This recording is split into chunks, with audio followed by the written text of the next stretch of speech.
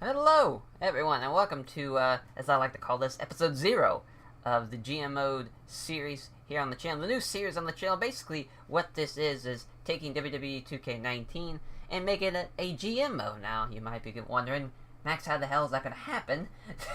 There is no mode, it's just universe mode. How's that going to be happening? Well, funny you should ask. I have this spreadsheet here that's going to help us make that a bit of a more reality, as it's going to be such a hard process to talk about that I figured I made it its own episode here for episode 0 and really talk about how it's going to happen. So here, there's 4 little pages of this spreadsheet. Here, right here, is just the schedule.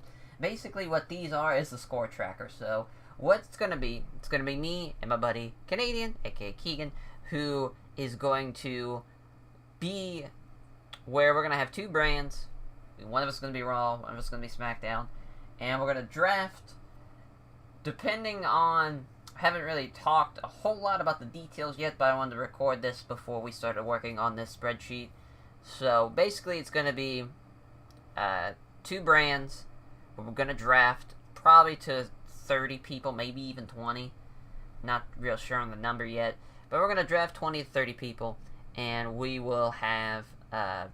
basically a competition and who could put together the best cards and what have you. Now, on the SVR series GM modes, you were able to record. You were able to use the tracker based off of ratings of stars and deciding who has the better cards based off that and kind of the game's algorithm and who has the most fans wins type of thing. Well, here it's going to be a little bit different. Basically, it's going to be based off of who has the most amount of wins per week. So basically, we're going to be going... Obviously, we start in April, because that's how the universe mode works, all the way to the end of March. So it's going to be 1 month, 2 months, 3, 4, 5, 6, 7, 8, 9, 10, 11, 12. Obviously, 12 months there. So if, basically, if you have the majority amount of weeks won, you win for that year. And your name will be put right over here, or your brand, whatever. Now over here is the schedule. Basically, we're gonna, depends how long this is gonna be, because we're not gonna run the matches per se. We're just gonna simulate them in game, and we're gonna use the cards. There's gonna be a 3-judge panel. There's gonna be 2 people that have kind of different distaste and have different looks and views and taste in wrestling, so it's kind of 2 different ideas and 2 different opinions. And then the 3rd judge will be you guys, the people who are watching the videos, and basically your vote, it will just be either by comments or by a poll that will be in the description below. That will not be happening till episode 2 when we get the cards and we get everything running, because episode 1 is going to be the draft, then episode 2 will be Raw's, and it will be both of our cards, and you guys will get to choose which one was the better one.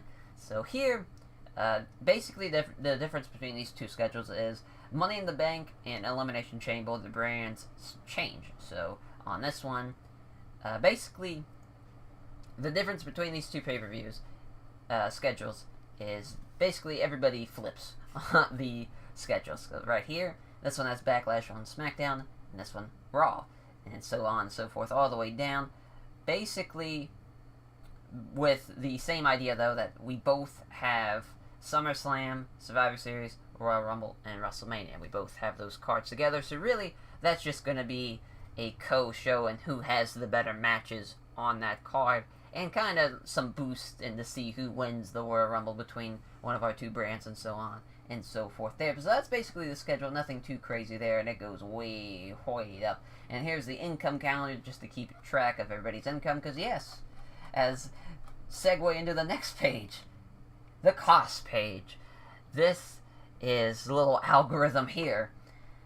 Basically, I wanted to replicate what the SVR GM modes were like, so like how certain match types cost more money, and a little certain incentives though that are new to this GM mode, like basically you will get more money based off better TV, because in the mindset of I was thinking is to reward people, to reward one of us, whoever has the better show, to have more money, and the person who has the worst show gets the least amount of money. Kind of, that's the same kind of mindset having for that. But also there'll be, just easy television expenses because, we're a TV show. So that makes sense that it costs a bit of money just to run the show. As then there'll be, certain merchandise sales and contracts, so on and so forth. Here is a little bit of the match cost page. Basically, this comes down to singles matches, tag matches, and then multi-man matches.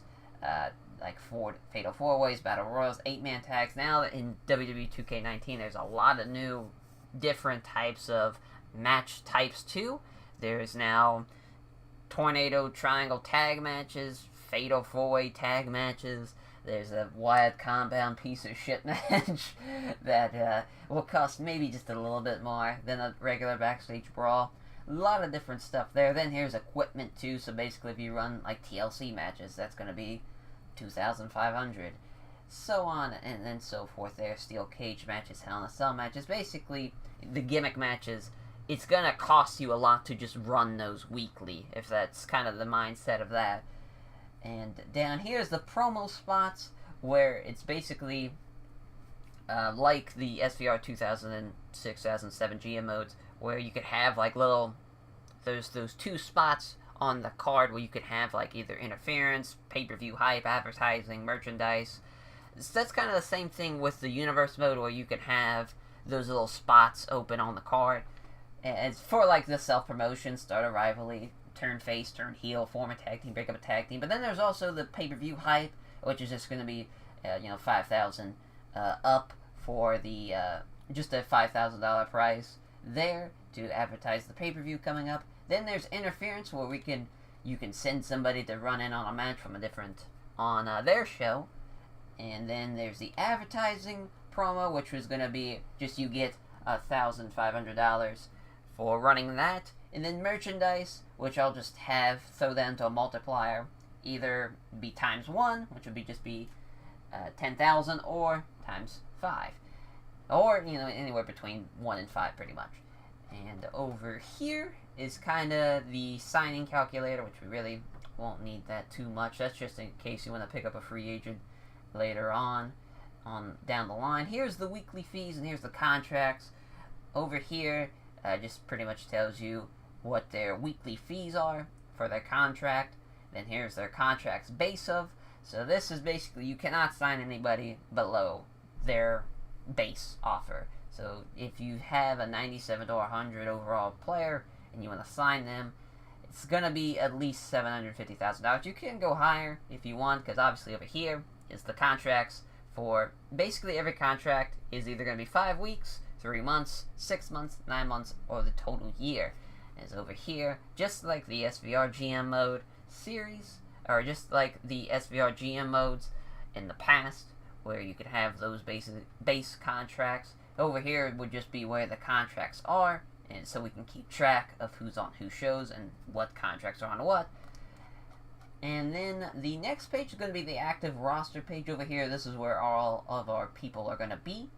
And this is popularity too. That's going to be a bit of a factor. It's going to help for pay-per-view hype and stuff. If you have more popular stars, obviously more people would want to buy your pay-per-view, would be the base process of that.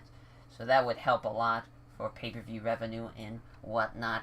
Again, the signing fee, this is just, for free agents. If you're going to pick them up off the free agent list, this is going to be your base fee just for picking them up.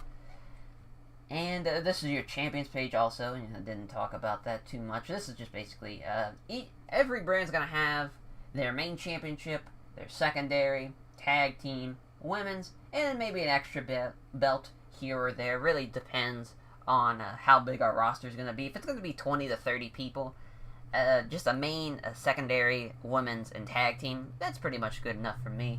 Or maybe we'll have someone have the cruiserweight belt, and someone will have the hardcore belt, something like that. That will definitely be talked about more once the actual shows are starting to be run. And then here is just the total roster page, where this is just everybody in the goddamn game, and just more of the contract signs over here just to keep track on this page too, and the number of wrestlers in the game, which I haven't even really updated too much compared to last year's game, so I'll have to take a look. There's a couple of guys I already see that's not supposed to be on that list because they're not in the game, like Cactus Jack and whatnot. I don't think that Jericho's in the game either, or the Bushwhacker, so we'll definitely have to take a look there. Not too sure on our roster yet if we're going to use just main roster guys, if we're going to use custom guys, yeah, we're going to use legends. Really don't know yet. I haven't really talked about it too much in that detail. I am thinking about basically after, we'll go back to the schedule real quick. Basically after SummerSlam, Survivor Series, Royal Rumble, and WrestleMania, there'll be like, we'll have the ability to add a custom guy. So, you know, basically by the end of it, by WrestleMania, you can have 35 to 40 people. Depending on if we draft 20 or 30, we'll have 35, 40 by the end of it. That's kind of the game plan going ahead. But over here is basically, this is our money. We'll have $50 million each, as we'll have to make sure we spend that money wisely. We don't have to get fucked over there. But that will do it for just basically talking about it in depth here for episode 0. Very excited to see how this plays out. There's going to be a lot of episodes since there's not going to be the task of doing the gameplay and doing all that. We could just have fun and get in a call, talk about the card, get the judges their input, and then get your guys' input and see who won. That's kind of the main part, though, is to make sure who gets their bonuses for having the best show.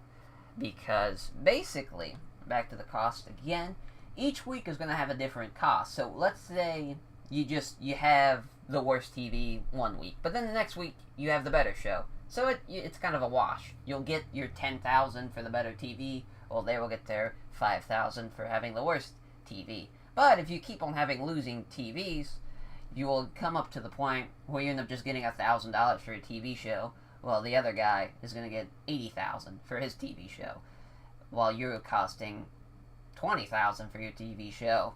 It's a whole. There's a lot of money issues, and there's a lot of stuff where that is going to be played out for. Because it'd be funny if one of us goes bankrupt or something. Then that will be, we'll have to figure something out there. If someone could just not even run a show because their money is so bad, that would be hilarious. But also here, this is just total income too and total expenses for the week. Everybody, both me and Canadian, will have different, obviously, amounts of income and expenses. So we'll just use that base of somebody. You know, we'll copy that. We'll probably make a whole nother page, to be honest. We'll probably have another tab for this, just to make it easier for us to figure out who has the most amount of money and who has their money just kind of for their own page, if that makes sense. For so it doesn't get too confusing. A lot of stuff getting thrown at you as far as a viewer. Hopefully you will understand it more if you're a little bit lost and confused. The more we start playing, the more we start talking about it. We'll have a look at the spreadsheet pretty much monthly, we'll say, in the game. So basically at the end of April, we'll take a look at it, at the end of May, into June, so on and so forth. And just kind of an update throughout the series to see how everybody's doing on the shows, how's everybody doing on the fucking cost, and so on and so forth there. As that will do it for episode 0. Hope you guys are excited for the series, because I am very excited. Canadian's fucking hilarious. He's a good dude. Hopefully you guys enjoy him too. So take care, everyone.